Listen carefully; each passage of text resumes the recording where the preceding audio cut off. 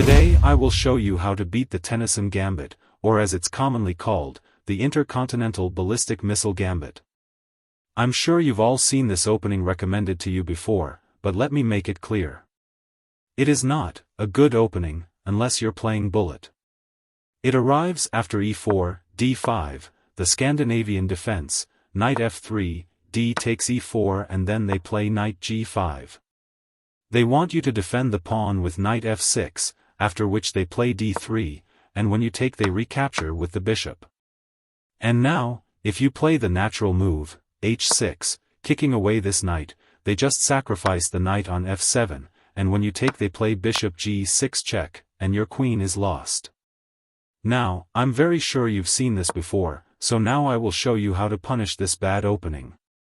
After knight f3, still take the pawn, but after knight g5 defend the pawn with the bishop instead of the knight, and black is better in this position. The three most common moves from here are knight c3, d3, and bishop c4.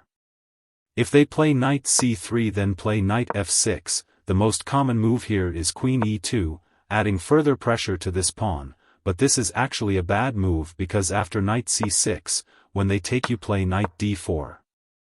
White needs to defend the knight and the pawn on c2, so queen d3 is the only move. If they play knight captures f6 check, then that loses as your bishop helps attack c2 and white cannot stop the fork. So after queen d3, play e5 and black is much better. The most common move here is to take, but this loses due to the same reason as earlier.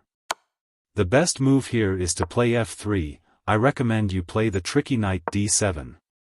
The point is after they play a normal developing move they are completely losing after knight c5. They can't take as the knight is pinned and when the queen moves you can fork the king and rook. Even if they don't play bishop e2, there are so many tricks after knight c5 and this position has an 80% win rate for black. Okay, so what if they play d3 instead of knight c3? Well, in this case it's much more straightforward. You take it, and keep taking if they allow you. No matter what they recapture with, you will end up with an extra pawn, they will have an isolated pawn, and you can safely kick away this knight. There are no more tricks for white. And finally, what if they play bishop c4, going for a fried liver kind of attack? This line is also really simple, you literally just play e6 and white has absolutely nothing. You are simply up a pawn and white will have to waste time retreating this knight after you attack it.